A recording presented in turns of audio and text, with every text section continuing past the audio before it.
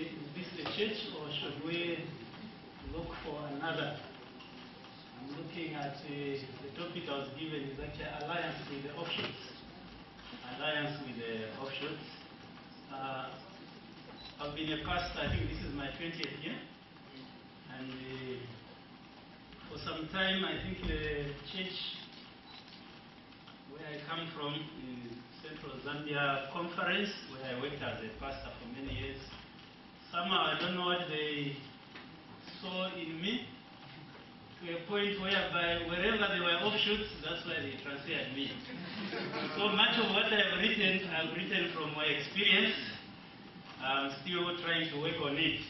But a number of the things that I've written are the things that I have seen with my own eyes. Members have mishandled us, almost to the point of beating us as they are trying to defend the church from the leaders who have sold the church into the hands of the papas. As SDS, we believe that the church of Laodicea in Revelation 3:14-21 is a vivid depiction of the remnant church in these last days. Hence, though we claim to be different from other denominations, we do not claim to be perfect. It is not a mistake to belong to this church, however, that has no single commendation from Jesus, and yet it is to this same church that Christ says, "Behold, I stand at the door and I'm doing what? I'm knocking, and if any man opens his heart, then I'll come into him." Nevertheless, in our circles, many have arisen not so much as to remind us of our imperfections, but to try and divide the church by asserting that the church is in apostasy. Some have even gone as far as accusing the church leaders of working in alliance with the papacy, hence concluding that the Seventh-day Adventist Church had now become Babylon. Unfortunately, whenever such men arise, they find reception, especially among influential members of the church. What makes the situation even more serious is when members of the church are keener to listen to them than to their own leaders. A quotation from Ellen White. She says, "Rebellion and apostasy are in the very air we breathe. We shall be affected by it unless we, by faith, hang our helpless souls upon who? Upon Christ." It's not even upon our education that we get, but upon Christ. Then she concluded, "The doctrines must be plainly understood." In my assessment, as I looked at all the cases I dealt with, I think the biggest thing I saw is, though we have more members that are joining the church, very few really understand the doctrines of the church. Many times, things that shake them in Africa, it's not the doctrinal issues like in the Western world. It's terms, even in names like women ministry, can cause a confusion in the church. Meanwhile, it's just a word that is in the dictionary. So, the doctrines must be understood. The men accepted to teach the truth must be anchored, then their vessel will hold against storm and tempest, because the anchor holds them firmly. The deceptions will increase, and we are to call rebellion by its right name. We are to stand with the whole armor on. My brethren, you are not meeting men only, but principalities and powers. I don't know how many of you have heard about Satanism. Satanism?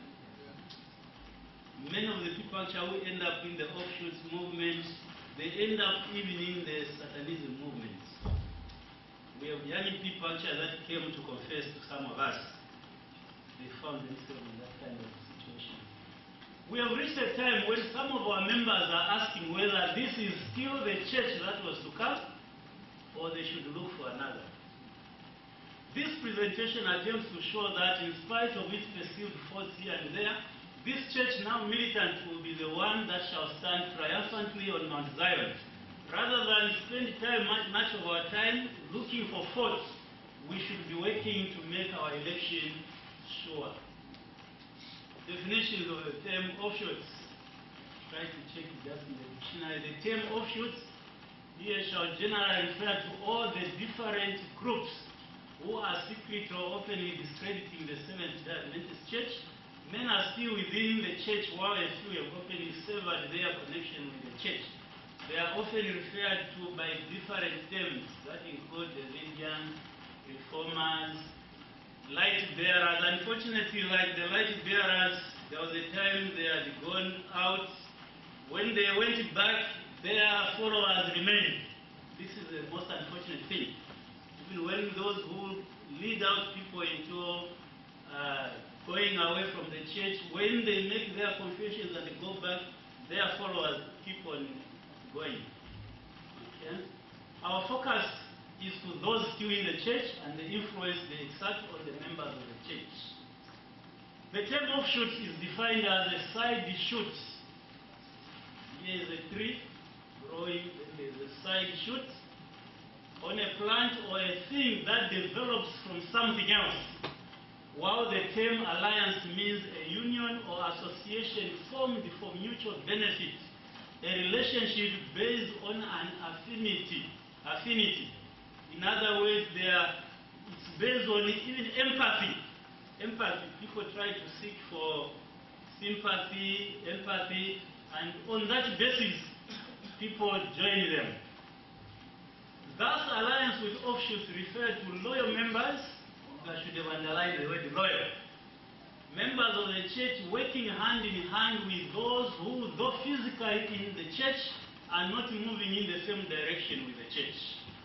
They are in the church, but they are not moving in the same direction with the church, and the members know that, but there are times when they are ready to work hand in hand with them. Then you may ask, how could loyal members work hand in hand with offshoots? Well, it is not easy for any of us to understand. But Ellen White puts it this way: oh, how deceptive is the human heart, how easy it is to harmonize with that which is evil. There is nothing more detrimental to the soul's interests, its purity, its true and holy conceptions of God and of sacred and eternal things, than constantly giving heed to and exalting that which is not from God. It poisons the heart and it degrades the understanding. How do they operate? That is the offshoots. First, they operate secretly, and they do it through our Sabbath school units, through our prayer groups, through our Bible studies. In Africa, most of the countries, every Sabbath in the afternoon there is Bible study. They believe sunset, that's when people go home actually. So every Sabbath in the afternoon there is Bible study up to when the sun sets. So during those Bible study groups, that's when they bring in their things. Then home studies, then through the giving of books, magazines, cassettes, and DVDs. You know, many of our Adventist people, especially in Africa, they don't want to spend money on books. And so when people bring free books, free CDs, they are ready to get those things. Okay? Their target groups, usually influential members of the church. When a Davidian comes to a district, they will assess the situation and they will go to the most influential member of the church. Once that person gets hold of that person, then they know they are going to use him to woo other people. Talented members. Here I said Satan seems to have a greater appetite for the gifted. They also target young people. They take advantage of their innocence and energy. Then women, they take advantage of their innocence. Maybe ignorance there I should have put in brackets. Their emotions. Their emotions. In Africa we were saying that if a woman became a witch is a man or a woman?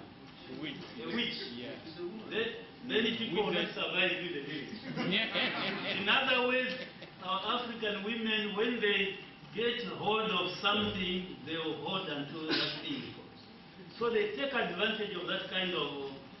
If they hold onto something that is good, then they'll push on with that thing. Then they take advantage. The other thing is elders, especially those quickly rush into positions of responsibility. Moment. Ellen White, in testimony volume 4, she says, in many places we meet men who have been hired into responsible positions as elders of the church when they are not qualified for such a position.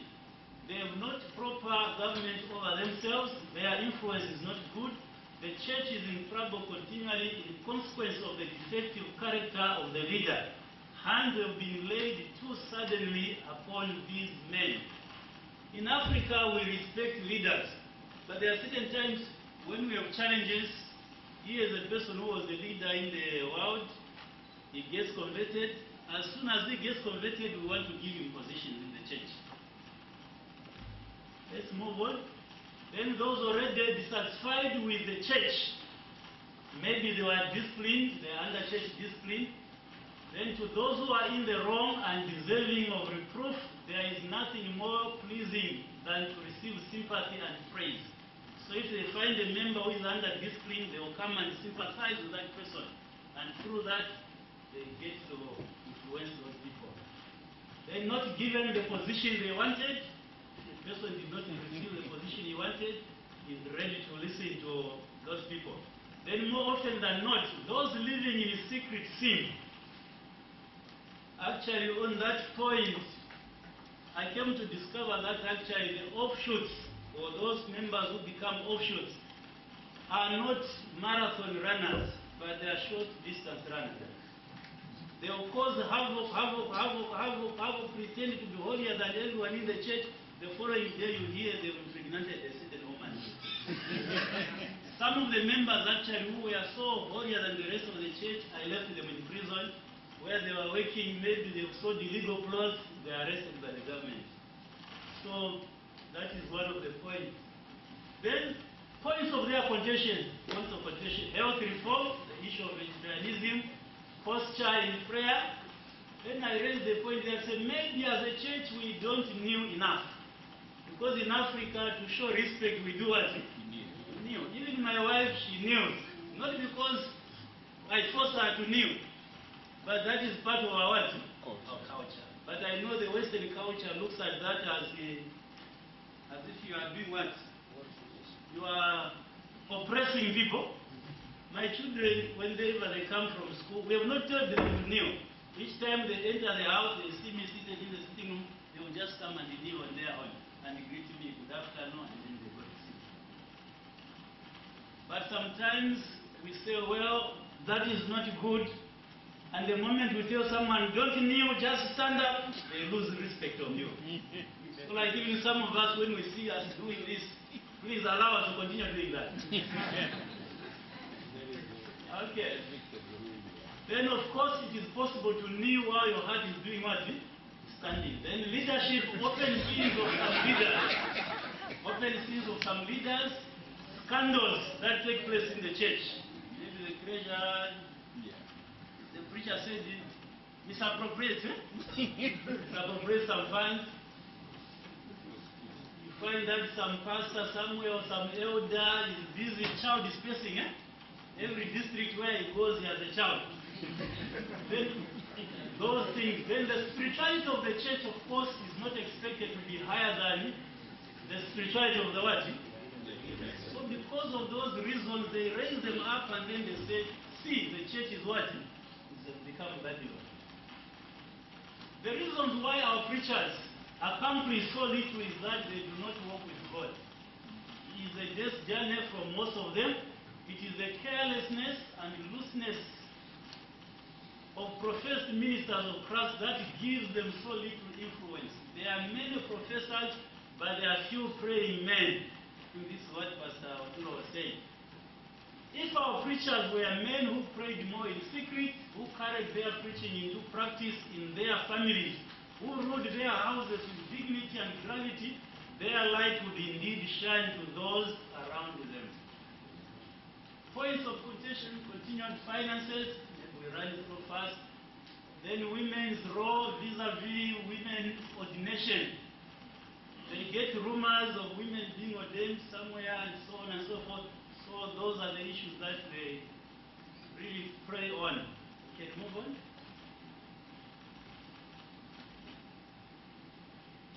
This is a quotation.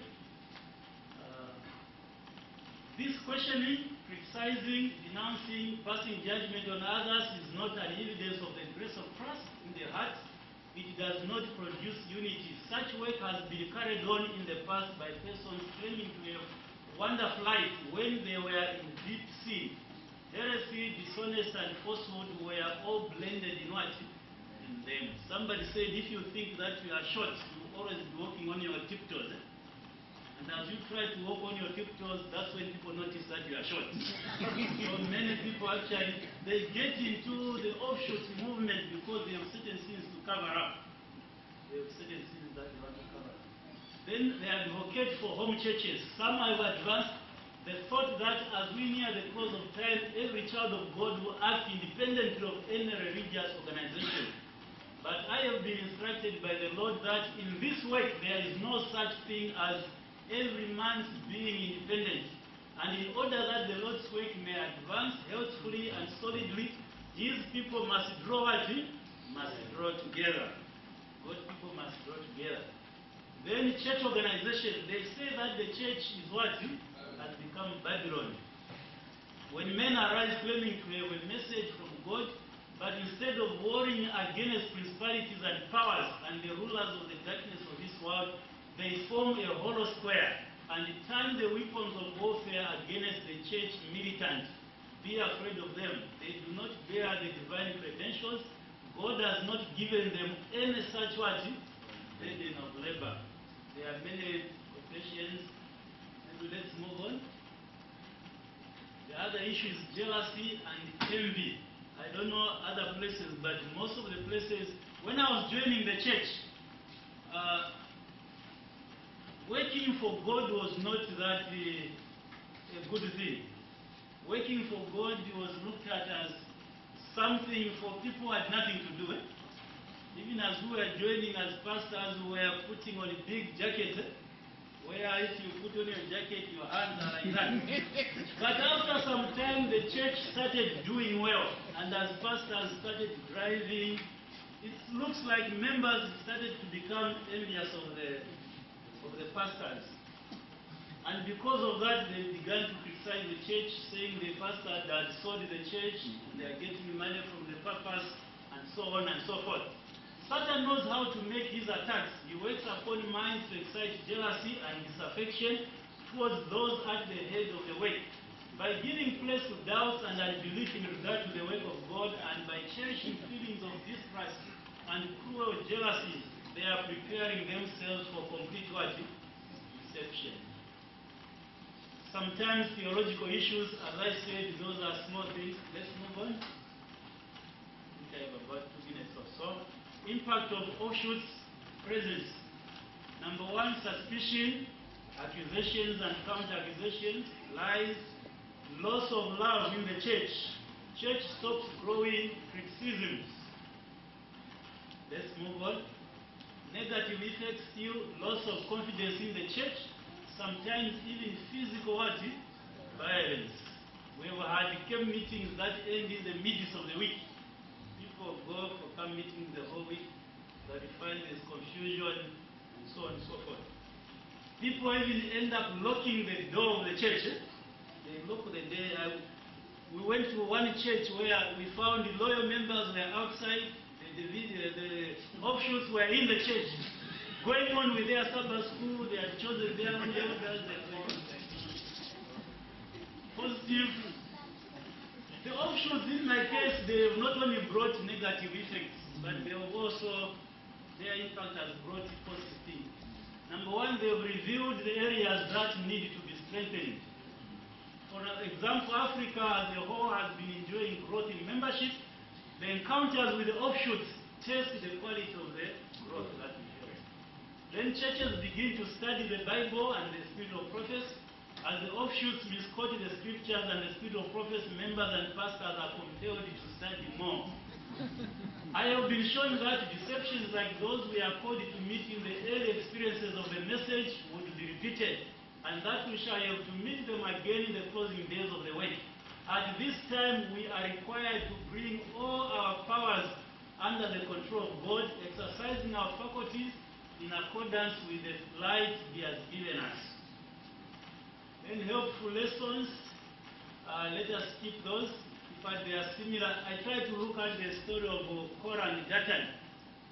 Their experiences, their complaints, they are similar actually to what we find from the offshoot movement. Recommendations: employ and train more pastors. I pastored a district which had 53 congregations. I was there for 4 years. There's only one congregation that I didn't visit. But while you are visiting these churches, what is happening to the other churches? So certain areas, while certain areas have more pastors, other areas the ratio between pastors members is very big. And so offshoots take advantage of that. Then pastors to spend more time training the elders, need to nurture members to be able to stand on their own. Turn members into soul winners. You can move on, teach history of the church. That is one of the things I used to put off the fires wherever I was taken. I would teach members on how this church came into what it is today. Many people actually who join the church because there are a lot of baptism. Like for your own information, the last baptism I conducted in Monze, the pastor can bear me witness there, we baptized almost 900 in one day, in one district. There was just a crusade of 3 weeks, 900 people. So most of the people that actually come into the church, they don't know where the church came from.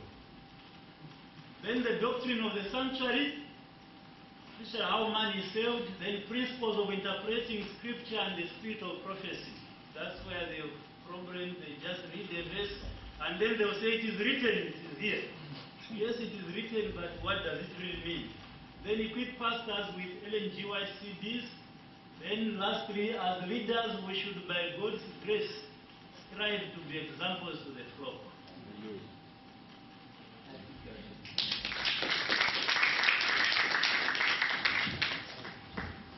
Thank you very much, Pastor Moyo. Now we can entertain a few questions. Any questions about offshoots in Zambia?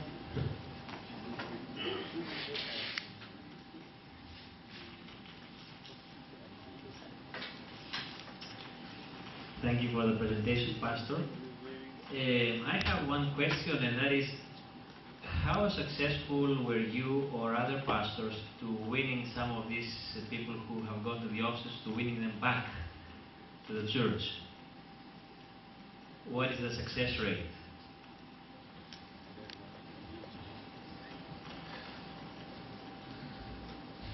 Thank you so much. I will give you one example of the whole church that was disbanded, not necessarily in my territory, in the eastern parts. I think by the time I was leaving, coming here, we had almost all the members trying to come back. The challenge that is there is that the offshoots, much of their contentions is on leadership. They will criticize, maybe they move out, and as they move out, within their group, they will start also criticizing each other. And because of that, they come to realize that what they are advocating doesn't work. And through that, actually, many people end up coming back. And the other thing, again, which I saw is as they criticize the leaders in the church, somehow their children, those of children, learn to criticize them. We have had actually some of the people who have left the church coming to us to plead with us to go and counsel their children, because their children had lost respect for them. I remember telling one of them, but this is what you were doing to us. This is what we are doing to us. Then to those who are still in the church, I also noticed quite early, especially the loyal members who may have been influenced by those people. These are the people who want leadership.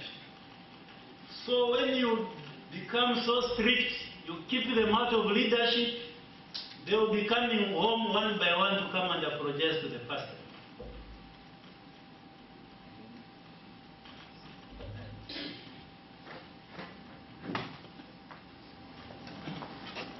I think I want to give a comment on what Dr. Papayano has said. I think one of the good things with my life now since 1976 3 of this offshoot issue has come in. And I think the good thing those leaders that time did was, you leave the people, you don't antagonize them. Those who are free with them are free with them. We leave them. And within 5 years, half of those who went with them will be back. They will get the new ones, as he said, and the new ones, by no chance, will continue to go with them. But at least those who leave, because they have the history of the church and how it goes, and most especially the money aspect, how it is handled, they'll come back. Because when they go there, the tithe is going to the man who was leading. Within a year, this tithe system must go to the storehouse. And no, here. And everybody's, okay, then somebody interest is at stake.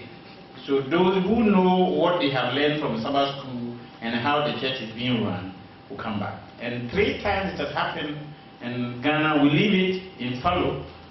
It will correct by itself.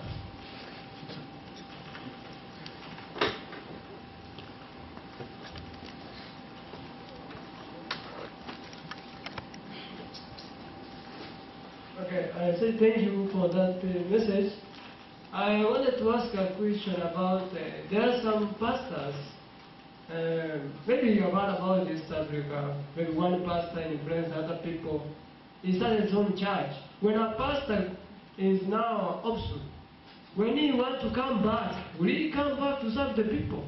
Because maybe a pastor can be offshoot, and then start his own church. And the friends others to follow him, but later on he realizes and he wants to come back. I have heard that one of the pastors is coming back again. Will he serve the people again?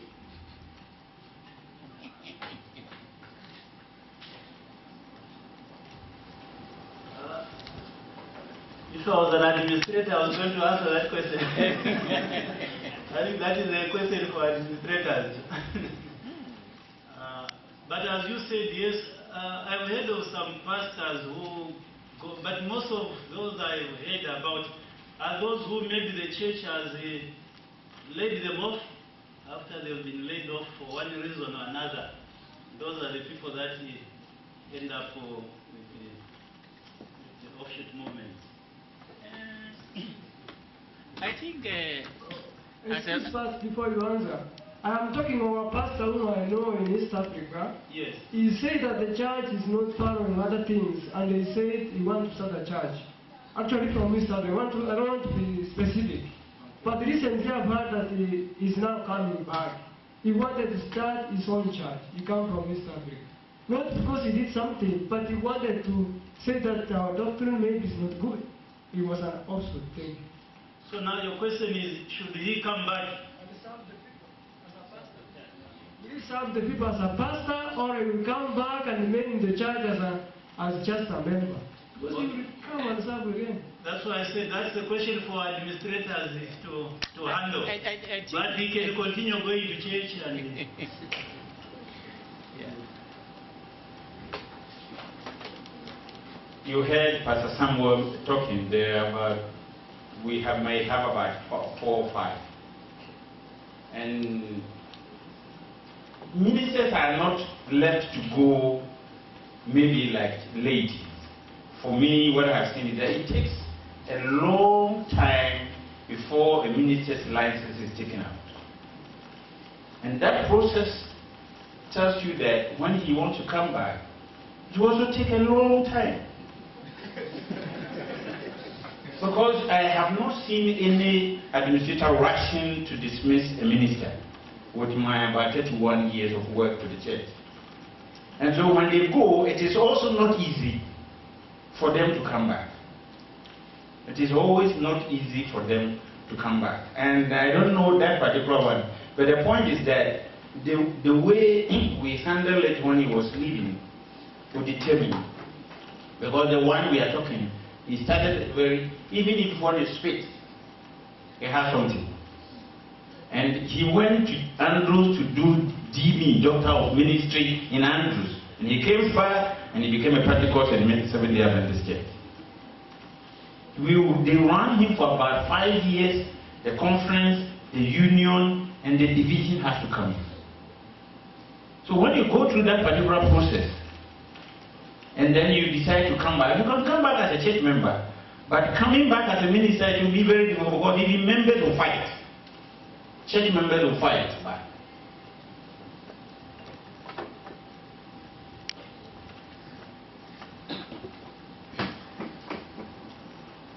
Thank you, Pastor. The topic was a very good question.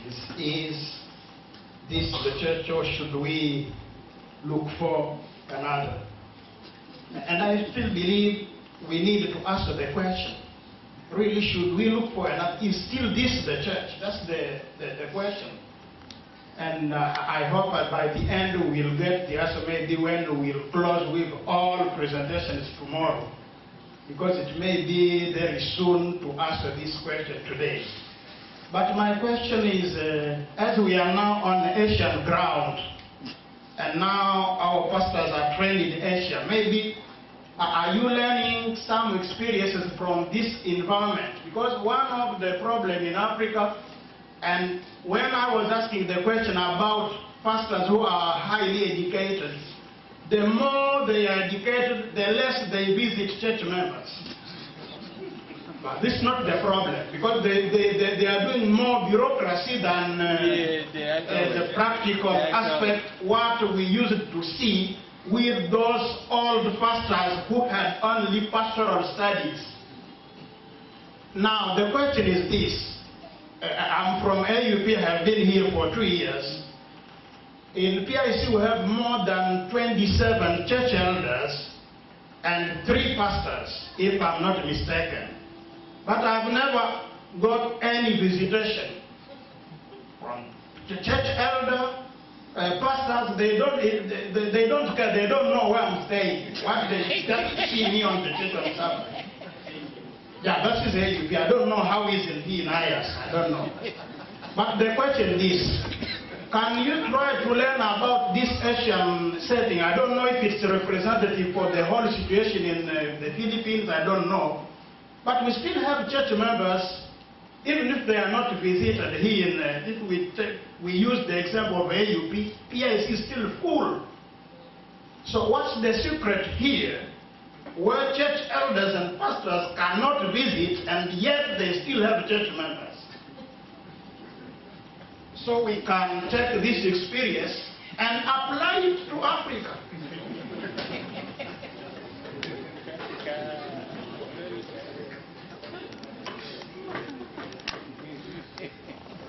That's what we need an Asian to answer that question for us. Okay. Thank you. Thank you for your presentation. Now I would like to ask another question.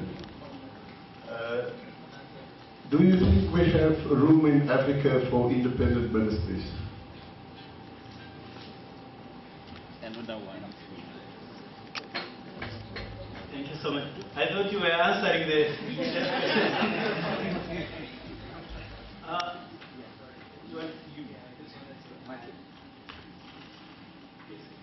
Yeah, I just wanted to add about the PIC and the AUP instance.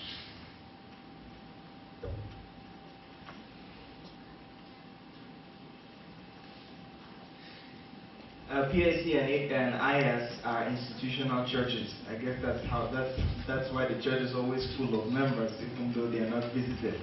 I think, as has been rightly said, we should ask those pastors who are in the field, to actually answer the question. I cannot speak for the Philippines, not yet, because I don't yet know the context. But I think they have the same challenges. If I'm not wrong, I think they have the same challenges. Pastors have many churches in the district, and they do not really have time to visit all of them.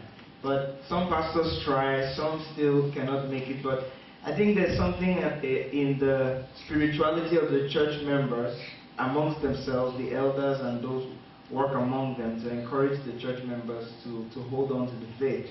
I think that's what keeps the church around here. But I think an Asian again should answer to help us out. Thank you. Okay, thank you so much.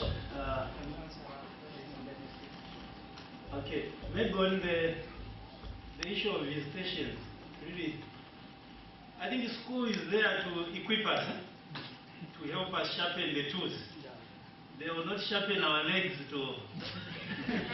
In Africa, if a pastor doesn't visit and doesn't preach, we call that the foot and mouth disease. Foot and mouth disease. Really, we are just equipped. You may have the knowledge, the skill, but if as an individual you don't decide to... And sometimes maybe when we see that our pastor is not visiting us, let us visit him. By visiting him, he will know that he's supposed to be visiting. Yes. All right. Let me start up. I I think human beings are almost the same everywhere around the world. The pastor in Asia, the setting might be a little different, but human contact of visitation is vital. And so if you want the church to be strong, pastor visit is a must. And that pastor visitation can be varied. It can be delegated to the elder, but the pastor must train the elder and the deaconesses to visit their members. And the strength of the church in the Philippines and in India lies in personal pastor visitation. And I think this will also be true in the African setting. I would like to assume that.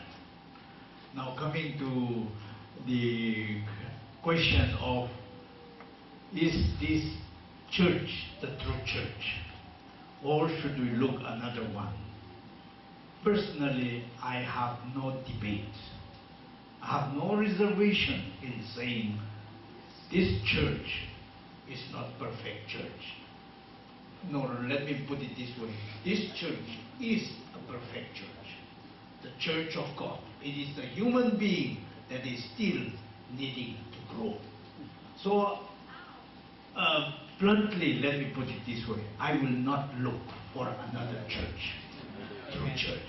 This is the true church. But we all need to grow. And this is an area where sanctification takes place. And we shall be perfect when Christ comes. Answer Pastor Raf's question quickly. Is there room for independent ministries? Room is there. Except, again, how independent ministries began was a big challenge. And we know even to this very day, where they started from, they still have challenges, especially when it comes to those ministries. This time we call them supporting ministries. Self-supporting ministries. Those that are self-supporting, there is no problem with them. But there are others that come in the scheme of trying to advance the work, and then they end up asking for tithes and offerings from the members. So those have no room. But those that use their means to take the gospel, like in my country where I come from, they require them to come up with their constitutions and everything, and they are really scrutinized before they are allowed to go ahead. Thank you so much. And then, is this the church? Yes, this is the church. Anyone says, go and quibble. This is the only object that Christ has his supremacy. I didn't write the conclusion. That's what it is. We're glad for the presentations. Thank you all for your participation, for your questions and suggestions. And now we will take a short break before the next session. God bless us all.